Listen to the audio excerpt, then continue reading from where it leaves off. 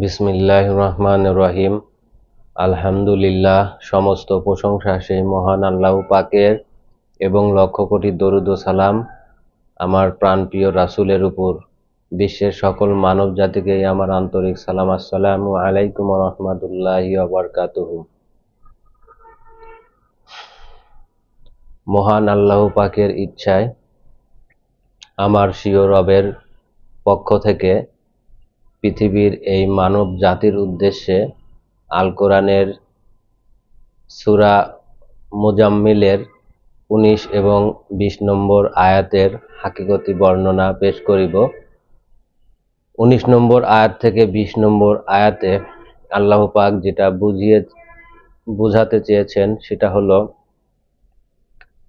তোমাদের উপদেশ স্বরূপ তোমরা যাহার অভিরুচি হয়, অর্থাৎ যার ইচ্ছা হয়, তোমরা আল্লাহর উপাসনা করো, স্বীয় রবের ইবাদত করো। এবং ২০ নম্বর আয়াতে যেটা বোঝাতে চেয়েছেন সেটা পূর্ণ এই মানব অস্তিত্বের উপরে মানুষকে একটি নির্ধারিত আবে হায়াত আল্লাহ পাক দান করেন।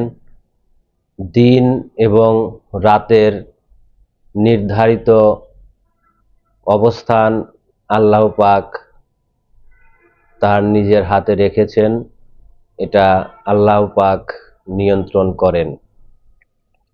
এবং এই আবে হায়াতের ভিতর দিয়ে, অর্থাৎ এই মানব জীবনে, আমি আপনি যে মানব জীবনে আছি, এই মানব জীবনের যে যতটুকুই আবে হায়াত পাক, রাতের যে অংশটুকুই আমরা এই মানব জীবনে ধরে রাখি, বা দিনের যতটুকু অংশই এই মানব জীবনে আমাদের বহাল থাকে আবে হায়াতের বিষয়টা, এই আবে হায়াতের ভিতর দিয়ে আল্লাহ পাক আমাদেরকে এই মানব জীবনে আল্লাহ পাক যা আমাদের কিছু দান করেছেন সেইগুলো আল্লাহ পাককে ঋণ স্বরূপ, অর্থাৎ আল্লাহ আমাদেরকে যে ঋণ দিয়েছেন সেই ঋণের সব কিছু আমাদেরকে কায়েম করতে হবে। অর্থাৎ আমি আপনি যে এই মানব জীবনে আছি বা এই মানব জীবন পেয়েছি, সেটা সব কিছু পরের থেকে, আমার আপনার নিজস্ব বলতে কোনো কিছু নেই। সব কিছু পরের থেকে নিয়ে আমি আপনি এই মানব জীবন পেয়েছি, মানব হয়েছি। তাই আল্লাহ পাক সেই ঋণ দিয়েছেন আমাদেরকে, এবং সেই ঋণ আল্লাহ পাককে বুঝায় দিতে হবে। আমাকে যে উনি আমানত দিয়েছে, সেই আমানতকে হেফাজতদারি করে নিজের করে নিয়ে আল্লাহ পাকের কাছে ফিরে যেতে হবে। তারপরে আরো বিস্তারিত আলাপ আলোচনা এখানে বর্ণনা করেছেন, সেটা হলো যাকাত প্রদান করতে হবে, তারপরে সালাত কায়েম করতে হবে। এগুলো এই আয়াতের ভিতর উঠে এসেছে। তো পৃথিবীর মানুষ, তারা যত বছরই পৃথিবীতে মানব জীবন কাটাক, এই কাটানোর ভিতর দিয়ে তারা যে আল্লাহ পাকের উপাসনা করবে, স্বীয় রবের ইবাদত করবে এবং ঈমান আনবে, যতটুকুই করুক সেই ঈমানদার ব্যক্তিদের উপরেই এটা এই আয়াতটা বর্ণনা করেছেন। তাদের কোনো ভয় থাকবে না, সে যতটুকু আবে হায়াতি পাক তাদের কোনো ভয় থাকবে না। তারা যতটুকু ইবাদত করুক, এ মানব জীবন দ্বারা যতদিন বেঁচে থাকবে, সে বেঁচে থাকার ভিতর দিয়ে সেই ইবাদতের ফলস্বরূপ আল্লাহ পাক তাদেরকে সুন্দর একটি জীবন ব্যবস্থা দান করবেন। এটা এই আয়াতের ভিতরে বোঝানো হয়েছে। এবং সালাত কায়েম করার কথা অতি গুরুত্বপূর্ণ। কোরআনে কেন বারবার সেই সালাত কায়েম করার বিষয়বস্তু রয়েছে। সালাতটা কি আসলে, কেন আল্লাহ পাক এই সালাতের কথা বারবার কোরআনে বলেছেন যে তোমরা এই সালাতকে কায়েম করো, যাকাত প্রদান করো, আল্লাহ যে ঋণ দিয়েছে সেই ঋণকে পরিশোধ করো। এই ঋণ আমরা কিভাবে পরিশোধ করব? এটা আমরা এই পৃথিবীর মানুষ কতটুকু জ্ঞানে এনেছি? ঋণটা কি, যাকাতটাই বা কি, সালাদটাই বা কি? আসলে এই নামাজ পড়াই কি সেই সালাত? মসজিদে যায় এই রুকু সিজদা করাটাই কি সালাত? নাকি এই সালাতের আরো অনেক বিষয়বস্তু রয়ে গেছে? সালাত হলো একটি পূর্ণ জীবন ব্যবস্থা। যে সালাত কায়েমকারী হয়, যে জীবনের সালাত কায়েমকারী, সেই জীবনের একটি অস্তিত্ব আছে, পূর্ণ একটি জীবন ব্যবস্থা আছে। সেই জীবন ব্যবস্থাটা কি? আসলে এই লম্বা জামা বা পাঞ্জাবি, জুব্বা, লম্বা দাড়ি, বড় টুপি, এগুলো কি সেই জীবন ব্যবস্থা? নাকি আল্লাহ পাক আমাকে যে অস্তিত্ব দিয়েছে, আমাকে যে জীবন দিয়েছে, আমাকে যে ঋণ দিয়েছে, সেই ঋণকে যদি আমি কায়েম করতে পারি, আমি যদি আমার করে নিতে পারি, সেটাই সালাতের মূল বিষয়বস্তু। কোনটা?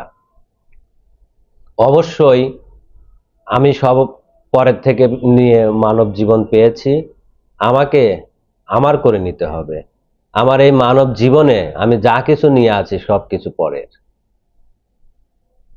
যেমন আমার যে জীবনটা, আমার যে আত্মাটা, নফসটা, এটাও আমি পরের থেকে পেয়েছি।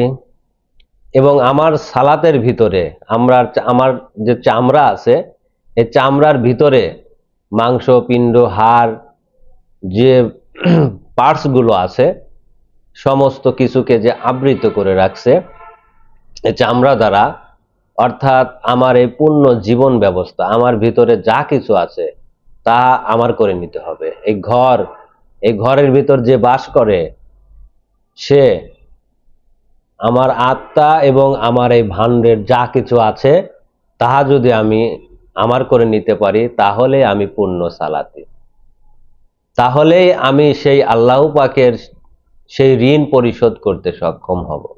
আল্লাহ যে আমাকে ঋণ দিয়েছে, সেই ঋণ আমি পরিশোধ করতে সক্ষম হব। এবং আমাকে যে আবে হায়াত দিয়েছে, আমি যদি সেই ঋণ পরিশোধ করার চেষ্টার ভিতর দিয়ে আমি যদি আমার এই দেহ ত্যাগ করি, তাহলে তাও আল্লাহ পাকের রাস্তার উপরে আমি আমার জীবনকে উৎসর্গ করে দিলাম। যতটুকুই আমি পারবো ততটুকুই আল্লাহ পাক আমাকে সেই পূর্ণতায়, সেই জায়গায় পৌঁছে দিবেন। এটাই আল্লাহ পাকের ওয়াদা। তাই আল্লাহ পাক সেই রাতের 1/3 2/3 এবং অর্ধাংশ বুঝিয়েছেন যে যতটুকু আবে হায়াত পাবে, সেই আবে হায়াতের ভিতর দিয়ে তুমি তোমার স্বীয় রবের ইবাদত করো, তুমি তোমার রবকে ঋণ দাও, তুমি তোমার রবের হুকুম পালন করো, তুমি সালাত কায়েম করো, তুমি যাকাত দাও। এটা আল্লাহ পাক বুঝিয়েছেন। কিন্তু আমরা কি সেটা আদৌ বুঝতে পারি? আমরা তো সেই অন্ধর ভিতরে, সেই মরার ভিতরেই রয়ে গেলাম। পৃথিবীর সমস্ত মানুষ এখনো সেই মরার ভিতর দিয়ে জীবন যাপন করতেছে। তাদেরকে বলা হচ্ছে যে সালাতের বিষয়বস্তু, তাদেরকে স্পষ্ট বলে দেওয়া হচ্ছে, তারপরে তারা ঠাট্টা বিদ্রূপ করে, কোরআনকে দেখে না, তারা নিজেকে দেখতে পারে না। অথচ তাদেরকে যদি প্রশ্ন করা হয়, বলো তো তোমার জীবনটা কি? তুমি যে একটা জীবন নিয়ে আছো, তোমার সেই জীবনটা কি? কোথায় থেকে জীবন এসেছে? কোথায় থেকে তার উৎপত্তি? কোথায় চলে যাবে এই জীবন? এই যে ভাণ্ড নিয়ে আছো, এই ঘর নিয়ে আছো, এই ঘরটাই বা কি? কারা এই ঘরের ভিতর থাকে? দুনিয়াগত যদি একটা ঘর থাকে, একটা রুম থাকে, তুমি যেখানে যাও, তুমি যদি বিদেশ ভ্রমণও করো, তোমাকে যদি কেউ প্রশ্ন করে ভাই তোমার ঘরে কি কি আছে, তুমি বলতে পারবা যে আমার ঘরে এই জায়গায় খাট আছে, একটি আলমারি আছে, একটি ড্রেসিং টেবিল আছে, একটি শোকেস আছে, এভাবে তুমি বর্ণনা করে বলে দিতে পারবা। তোমার মানব ভাণ্ডের ভিতরে কারা বাস করে, কি দিয়ে এই মানব ভাণ্ড গঠন করা হলো, তুমি কেন বলতে পারো না? তোমার যে ভাণ্ড আছে, তুমি সেই ভাণ্ডের ভিতর তুমি দেখতে পাও না কেন? কেন তোমার সেই দৃষ্টি নেই? তোমার যে জীবনটা নিয়ে কথা বলো, আমিও তো মানুষ, আমি তো তোমারই মতো একজন মানুষ। তাহলে তুমি তোমার জীবনটা বলতে পারো না কেন যে তোমার জীবনটা কি? তোমার রবকে, তোমার নবীকে তুমি রাসূল রাসূল করো, যে আমরা সে বাপ দাদা যা করে আসছে আমরা সেইভাবেই আমরা ধর্মের ভিতর সামিল আছি, এই যে নামাজ পড়তেছি, আমরা নবীকে মানি। আসলে কি তুমি নবীর উম্মত? নবীকে চেনো? তোমার নবী যে তোমাকে ভাণ্ড দান করেছে, তোমার ভাণ্ডের ভিতর যে নবী রসুলরা আছে, যে সত্তাগুলো আছে, তুমি কি তাদেরকে চেনো? তুমি তোমার নবীর পরিচয় দিতে পারবে? তুমি তোমার সালাতের পরিচয় দিতে পারো না। তুমি কেমন মানব? তোমার জীবনটা তুমি কি বুঝতে পারো না, জানতে পারো না? বড় বড় কথা বলো, অন্ধের মতো কেন এই মানব জীবন কাটাচ্ছ? দিনের মতো পরিষ্কার করে দেওয়া হচ্ছে, এটা দিনী যুগ। দিনী যুগের সমস্ত মানুষকে বোঝানোর জন্য দিনী সন্তানেরা, আদম নূরের সন্তানেরা পৃথিবীর সকল মানব জাতির কাছে সকল সত্য বলে দিচ্ছে, তারপরে তোমাদের হুঁশে আসে না, বুঝে আসে না। দিনের মতো পরিষ্কার করে বলে দেওয়া হচ্ছে যে তুমি মানব বলতে কিছু নেই, তুমি সবকিছু পরের থেকে নিয়ে মানব হয়েছ। আর এগুলো তোমাকে নিজের করে নেওয়ার জন্য আল্লাহ পাক বারবার আদেশ করেছেন, সালাত কায়েম করো। সেই সালাতকে কায়েম করো তুমি, যাতে তুমি আল্লাহ পাকের সেই ঋণকে তুমি আল্লাহ পাকের পরিশোধ করতে পারো। তুমি যাতে পূর্ণ মানব হতে পারো, আদম হতে পারো, মানুষ হতে পারো, সেই ব্যবস্থাই করেছিলেন আল কোরআন। তোমার নবী তোমাকে পূর্ণ মানব জীবন দিয়ে এই মানব জীবনে পারি করে দিয়েছে। তুমি জানো তোমার মায়ের ভিতর কে আছে? তোমার মায়ের ভিতরে বসানো আছে সেই মুহাম্মদী রিসালতের মূল সত্তা, সেই নারী সত্তা। সেখান থেকেই তোমাকে, তার নৌকায় করেই তোমাকে পারি করে দিয়ে এই মানব জীবনে এনে পূর্ণ করা হয়েছিল। তোমাকে এই সালাত দান করা হয়েছিল, এই মানব বডি দান করা হয়েছিল। আর তুমি তোমার অস্তিত্বকে চেনো না, তুমি তোমার মাকে চেনো না। তুমি মিশামিশি নামে মানো, কিন্তু আসলে তুমি তোমার মাকে মানো না। সেই ব্যক্তি তার মাকে মানে যে তার ভাণ্ডকে হেফাজত করে, যে তার সালাতের যত্ন করে, সে তার ভাণ্ডকে রক্ষা করে, সকল মিথ্যা অসৎ অপকর্ম থেকে যে নিজের ভাণ্ডকে বাঁচিয়ে রাখে, সেই নবীর উম্মত, সেই তার মাকে ভালোবাসে। আর যে তার জীবনকে কায়েম করলো, তার ফরজ আত্মাকে ধরলো, সেই তার বাবাকে ভালোবাসে। সেই তার পিতার অস্তিত্ব, পিতার সেই ফরজ জীবনকে চেনে জানে। তোমরা কে জানো সেই পিতার সেই ফরজ আত্মার বিষয়? আর সেই পিতাকে তোমরা না মেনে তোমরা যা খুশি তাই করো, পৃথিবীর মানব জাতি। নিজের দিনকে চেনো না। কোন দিন তোমার মাতৃগর্ভে গিয়েছিল আর তুমি মানুষের জন্ম হয়েছ? কোন দিন তোমার পিতার ভিতর থেকে গিয়েছিল সে রাত্রের ভিতরে, আর সে রাত্রের অস্তিত্ব নিয়ে তুমি পূর্ণ মানব হয়েছ। তোমাকে নির্ধারিত একটি আবে হায়াত দেওয়া হয়েছে। সেই আবে হায়াতে তুমি যে ক বছরই পৃথিবীতে থাকো না কেন, সেই কয় বছরই তুমি যদি আল্লাহর উপাসনা করো, আল্লাহর পথে যদি তুমি শহীদ হও, জীবন দাও, তাহলে আল্লাহ তোমাকে পূর্ণতা দান করবে। যদি তুমি আল্লাহ পাকের পথের উপর প্রতিষ্ঠিত থাকো, একনিষ্ঠ থাকো, একত্ববাদ করো, জিহাদ করো, তাহলে তুমি সেই আল্লাহ পাকের দরজা পেয়ে যাবে।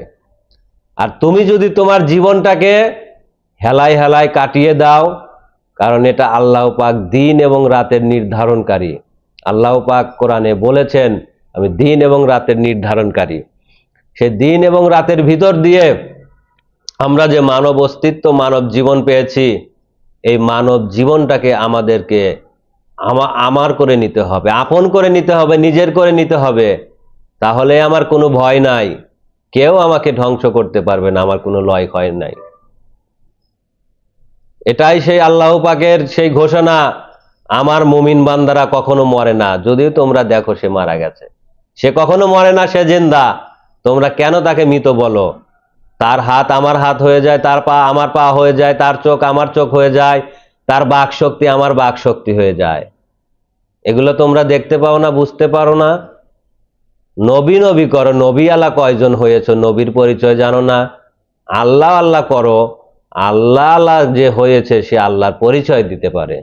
কে আছো তোমরা সেই আল্লাহ আল্লাহ? কে আছো তোমরা সেই নবী আল্লাহ? পরিচয় দাও পৃথিবীর মানব জাতি। এটা দিনই যুগ, দিনের মতো সবকিছু পরিষ্কার করে দিতে হবে। তুমি যদি সেই আল্লাহ আল্লাহ হও, তুমি যদি সেই নবী আল্লাহ হও, তাহলে তোমার নবীর পরিচয় দাখিল করো। প্রিয় বিশ্ববাসী, যাই হোক, আমি এই মানব জাতির উদ্দেশ্যে এটুকুই বলতে চাই, যার যতটুকু আল্লাহ পাক আবে হায়াত দান করেছে, এই আবে হায়াতের ভিতরে আপনারা আত্মসমর্পণ করুন, আপনারা আল কোরআনের গণ্ডির ভিতর আসুন, ঈমান আনুন এবং সেই ঈমানের পরীক্ষা দিয়ে আপনারা সেই সফলতা অর্জন করুন। এই বলে আমি আমার বক্তব্য শেষ করছি। সুবহানাল্লাহি ওয়া বিহামদিহি, সুবহানাল্লাহিল আযীম। আসসালামু আলাইকুম ওয়া রাহমাতুল্লাহি ওয়া বারাকাতুহু।